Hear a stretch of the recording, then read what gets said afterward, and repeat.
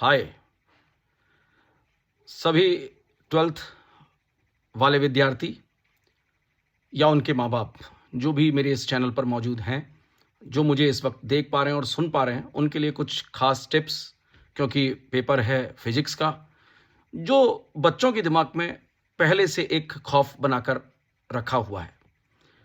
पिछले साल के पेपर ने थोड़ा सा बच्चों के दिमाग में इस डर को बनाया कि ऑब्जेक्टिव क्वेश्चंस कुछ इस प्रकार के भी हो सकते हैं, conceptional question, competency based question. लेकिन अगर ध्यान से देखें उस पेपर को, 24 के पेपर को, तो आप ऑब्जेक्टिव क्वेश्चन से दूर हटकर चलें, यानी 2 नंबर वाले, 3 नंबर वाले, केस स्टडी या 5 नंबर वाले क्वेश्चन, तो वो उतने टफ नहीं हैं जितना आपने उसको अपने दिमाग में सोच रखा था। होता यह है कि जब हम ऑब्जेक्टिव क्वेश्चनों को सबसे पहले देखते हैं और वो हमसे ना हो, तो हमारे दिमाग में एक पैनिक आ जाता है और फिर जो याद होता है वो भी दिमाग से जाने लगता है। तो मेरा सबसे पहला सजेशन, जो मेरी फर्स्ट टिप है, वो ये कि आपको जब 10 बजे कॉपी मिले और आप अपना जो फॉर्मेलिटी होती है कंप्लीट कर लें और उसके बाद 10:15 पे पेपर मिले, तो सबसे पहले पेपर को फर्स्ट से लेकर लास्ट तक, यानी 1 से लेकर 33 नंबर तक के क्वेश्चंस को रीड करना है। रीड करना है, सॉल्व नहीं करना है, यानी देखते चलना है। जो समझ में आता होगा वो उसी वक्त क्लिक कर जाएगा, जो नहीं आता होगा उस पर टाइम वेस्ट नहीं करना है। लेकिन जैसे ही 10:30 यानी वर्क स्टार्ट की बेल बजती है, तो आपने क्वेश्चन को सॉल्व करना है और 1 नंबर से, यानी ऑब्जेक्टिव क्वेश्चनों को सॉल्व करते चलिए, लिखते चलिए। अगर आ रहे हैं तो जवाब दीजिए, नहीं आ रहे तो उसकी स्पेस छोड़ दीजिए। और जैसे ही वो क्वेश्चन, यानी 12 क्वेश्चन आपके खत्म होते हैं, उसके बाद असर्शन रीजन की तरफ अभी ध्यान नहीं देना, क्योंकि वहां पर आपको दिमाग लगाना होता है और वो थोड़ा कंफ्यूजन क्रिएट करते हैं। तो सबसे पहले पीछे के 3 क्वेश्चन, यानी 31, 32, 33, 31, 32, 33 को देखना है, जिसमें 3 क्वेश्चन और के साथ 3 क्वेश्चन, यानी कुल मिलाकर 6 क्वेश्चन होंगे। और वो क्वेश्चन बड़े क्वेश्चन होते हैं जो लगभग सभी बच्चों ने पढ़े होते हैं, तो उससे आपकी कहानी थोड़ी आसान हो जाती है। उनको अगर आप कर लेते हैं और एक फिक्स टाइमिंग के अंदर, तो आपको काफ़ी राहत मिलती है कि 15 नंबर हैं, अगर 12 नंबर तक का भी स्टेज आपने तैयार कर लिया तो दैट्स गुड। उसके बाद आपने सीधे 3 नंबर के क्वेश्चंस को देखना है, जो 7 3 21, 7 3 21 नंबर के क्वेश्चंस हैं। वहां पर भी आपको कुछ राहत मिलेगी। जो निश्चित तौर पर बड़े क्वेश्चन होंगे, कॉन्सेप्शनल होंगे, जिनको न्यूमेरिकल आते हैं वो न्यूमेरिकल भी करें, जिनको नहीं आते हैं अगर उनको फॉर्मूला आता है, फॉर्मूला लिखें, वैल्यूज लिखें। इतना करने पर भी सीबीएसई आपको पास करने के लिए बैठी है। उसके बाद 2 नंबर के क्वेश्चंस को देखें। जब ये क्वेश्चन कर लेते हैं, क्योंकि टाइम के साथ काम करेंगे तो आपको समय मिल जाएगा, और उसके बाद आपने ऑब्जेक्टिव क्वेश्चन की तरफ जाना है।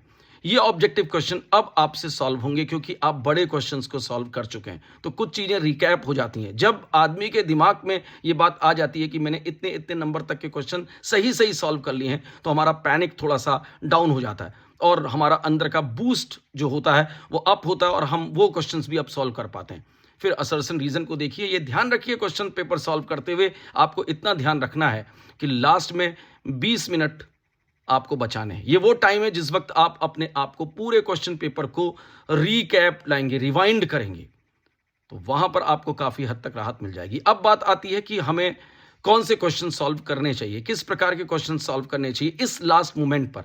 तो मेरा कहना यह है कि 5-5 नंबर वाले जो क्वेश्चंस हैं, जो आपके ज्यादातर बनेंगे, मूविंग कॉइल गैल्वेनोमीटर, नंबर दूसरा एसी जनरेटर, नंबर तीसरा आपके पास है माइक्रोस्कोप, टेलीस्कोप। यहां ध्यान रखना, कैसेग्रेन टेलीस्कोप जैसा कॉन्सेप्ट भी पूछा जा सकता है। कभी कभी ये टर्म भी आया है कि रिफ्लेक्टिंग टाइप और रिफ्रैक्टिंग टाइप टेलीस्कोप में क्या डिफरेंस है, और कैसेग्रेन टेलीस्कोप को डिजाइन करिए, नाम से दे देता है, न्यूटोनियन भी है, बट वो आप दिमाग में रखकर चलें।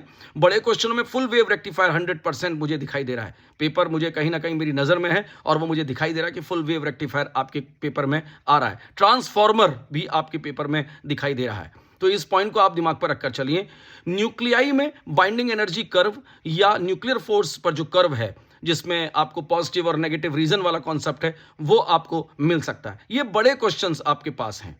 बड़े क्वेश्चनों को आपने देखना ही देखना है, ये मिलेंगे। डिस्प्लेसमेंट करंट के पीछे बहुत लोग पढ़े थे, लेकिन डिस्प्लेसमेंट करंट के पीछे मैंने देखा अभी बहुत सारे पेपरों को सॉल्व करके अब बच्चों को करवाया, तो मुझे डिस्प्लेसमेंट करंट कम मिली, बट उसको भी आप एक नज़र तो जरूर डाल लीजिए, क्योंकि वो बहुत कठिन नहीं है।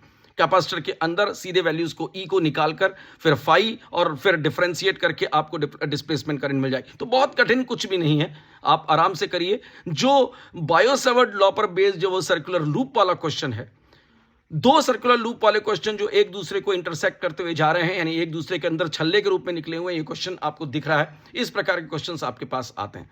तो बड़े क्वेश्चनों को जरूर देखिए। गॉस थ्योरम और उसके एप्लीकेशन, ये 5 नंबर का एक प्रश्न है, ये मिलता ही मिलता है, ज्यादातर केस में आपको मिलता ही मिलता है, तो इसको करिए। कोई भी नया क्वेश्चन अब नया बनाने की कोशिश मत करिए, कुछ नया चीज सीखने की कोशिश मत करिए। जो पुराना पढ़ रखा है उसी को सीमेंटेड करिए, आपका पेपर बहुत बढ़िया होगा, मुझे मालूम है। फिर भी अगर किसी को कोई कंफ्यूजन हो तो वो मेरे व्हाट्सएप नंबर 9412127813 पर मुझसे क्वेश्चंस को पूछ सकता है। आपको कहीं पर भी किसी भी प्रकार की प्रॉब्लम आए तो मैं वहां आपके लिए बैठा हुआ हूं। आराम से करिए। All the best for your physics.